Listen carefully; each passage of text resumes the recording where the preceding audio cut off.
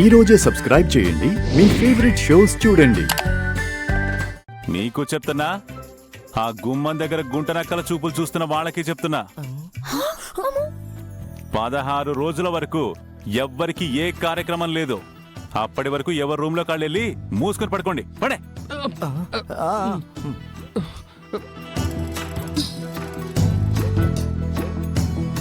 వాళ్ళు first డైలాగే jump. మేము కూడా జంపానయ్యా. సార్, పాపం పిల్లలేదో సరదా పడుతున్నారు. ఆ కార్యం ఏదో జరిపించేయచ్చు కదా. బాబాయ్, నాకు మాత్రం ఆ ముచ్చట జరిపించాలని ఉండదా ఏంటి? కాకపోతే 16 రోజుల వరకు ఆ కార్యక్రమం జరగకూడదని, అది జరిగితే వాళ్ళకి ప్రమాదమని పంతులు గారు చెప్పారు. అందుకే నేను పోస్ట్ పోన్ చేసుకుంటూ వస్తున్నాను. ఈ విషయం నువ్వు ఎవరితోనూ చెప్పుకో.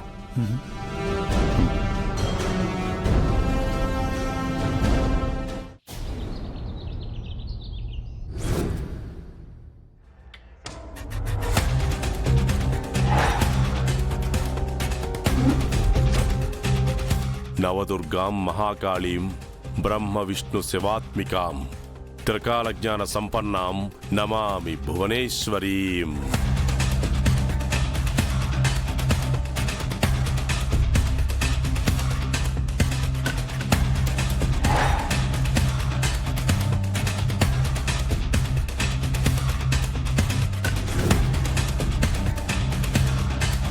చర్లత, బోనం కొండలెత్తండమ్మా, బిన్నా గుడికి పోదాం.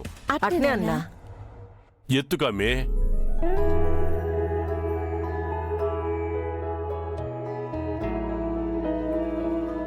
మీరు కూడా బోనాలు ఎత్తుకోండి అమ్మా.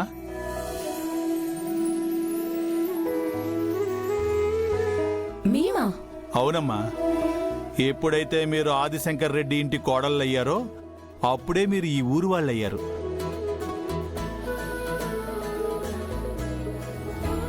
మీకు కూడా ఈ ఊరి జాతరలో బోనాలు ఎత్తే అర్హత ఉంది.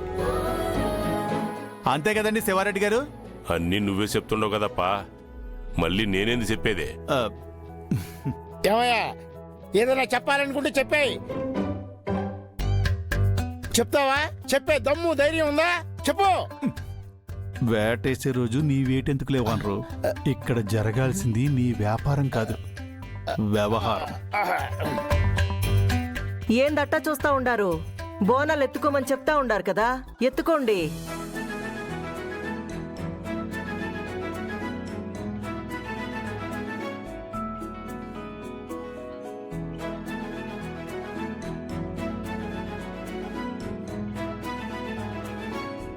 శివారెడ్డి గారు, మా ఓనర్ గారు ఆరాటపడుతున్నారు. ఆయనతో కూడా బోనం ఎత్తించండి. ఆ కుండల బరువు ఎత్తడం మగాళ్ళం మనకెందుకప్పా? ఆ తంటలేవో వాళ్ళు పడతారులే, మనం కూడా పోతే చాలు. పదండమ్మ పోదాం. శివారెడ్డి గారు, ఇందాక నుంచి పోదాం పోదాం తెగ కంగారు పెడుతున్నారు. మా శంకర్ సార్ రాకుండా ఎలా వెళ్తాం?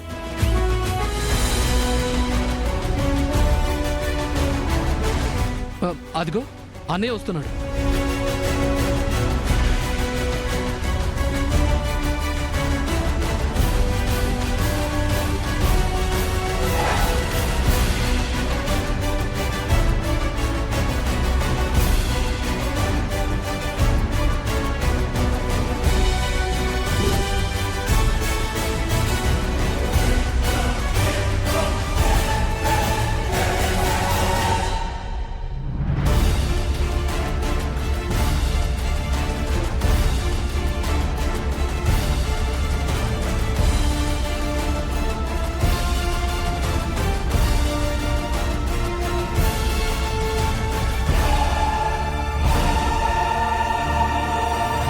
ఏ మాట కామాటే శివారెడ్డి గారు. మీరెన్నాళ్ళు సీమలో ఉన్నా మా శంకర్ సార్ సీమ బయటున్నా ఆయన టీవీ, ఆయన దర్పం, దర్జా, రాజసం మీలో ఎంత కూడా కనపట్లేదేంటండి? ఆ దర్పం గర్పం అంతా కాసేపట్లో గాల్లో కలిసిపోతాలేపా. ఒక్కొక్కడు ఎగిరిగిరి పడతా ఉన్నాడు. అందరికీ ఆయుష్ మూడతాదిలే. అందరూ సిద్ధంగా ఉన్నట్టున్నారుగా, పోదాం పదండి. నీ గురించే సొత్తా ఉన్నాం శంకరెడ్డి. పదండి పదండి.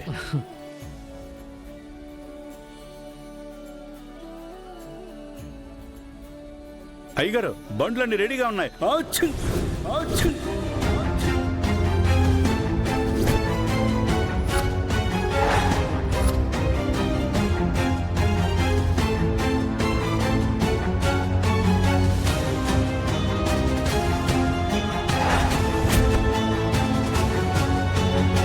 గబ్బునాయాల శుభమా అని గుడికి పోతా ఉంటే అపశకునంలాగా అట్ట తుమ్మినవేంద్రా? క్షమించండి అయ్యా, పడిశం పట్టినది. పడిసం పడితే పక్కకు పోయి తుమ్మాలా, ఇక్కడ తుమ్మడమేందే? పోతలకే. చార్లత, పదండి పోదాం, పదండి. అన్నా ఆ, గుడికెళ్తుంటే ఇట్ట జరుగుండదేంది? నాకు భయంగా ఉండదన్నా. భయం ఎందుకమ్మే? ఏమో నాయనా, శుభమా అంటూ గుడికి వెళ్తా ఉంటే ఈ అప్పిగడిట తుమ్ముండాడు. బయటికి వెళ్తే ఏమవుతాదో ఏమో. మన ఊళ్ళో మనకేమైతుందమ్మే? అది పడిసం తుమ్మని అప్పిగాడు చెప్పినాడు కదా. ఊరికే భయపడి మాకండే. ఏమో అన్నా, నిన్న ఆయన మీద దాడి జరిగినది, ఇవాళేమో ఇట్ట అయి ఉండాది. బయటికి పోతే ఏమవుతాదో ఏమో. శకునం బాలేదన్నా. అట్టని జాతర పోకుండా ఇంట్లో కూకుని ఉండాలా ఏంది? లేదు నాయనా, ఇంట్లో ఉండడమే మంచిది. మళ్ళా జరగరాంది ఏదైనా జరిగితే మనమే బాధపడాలా. చస్, ఈ అప్పిగాడిని మెట్టుతో కొట్టాలా. బయలుదేరే టైంకి చెత్త తుమ్ముతున్నాడు. ఏడాదికో తూరి ఊళ్ళో జరిగే జాతరకి మనం వెళ్ళకపోతే ఏం బాగుంటుంది చెప్పండి? పైగా జాతరలో ఏటనేసి భోజనాలు పెడతామని రేతిరి దండోరేయించి మరీ చెప్పిత్తిమే. ఊరి పెద్ద మనమే మాట తప్పితే మనకేం మర్యాద ఉంటుంది చెప్పు?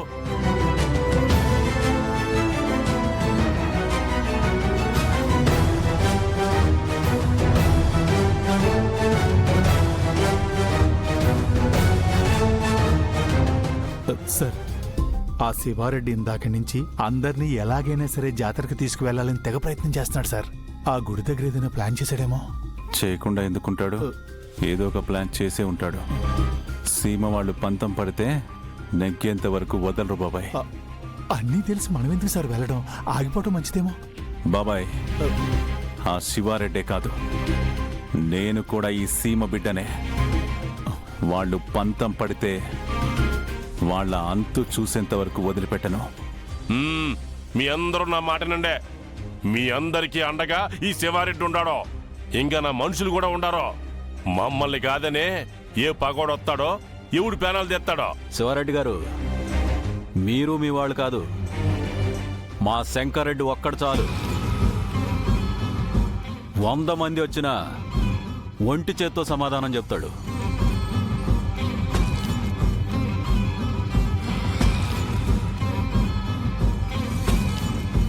ఒంటి చేత్తో సమాధానం చెప్తాడో, ఒంటరిగా సిక్కి సమాధవుతాడో కాసేపట్లో తెలుస్తుంది.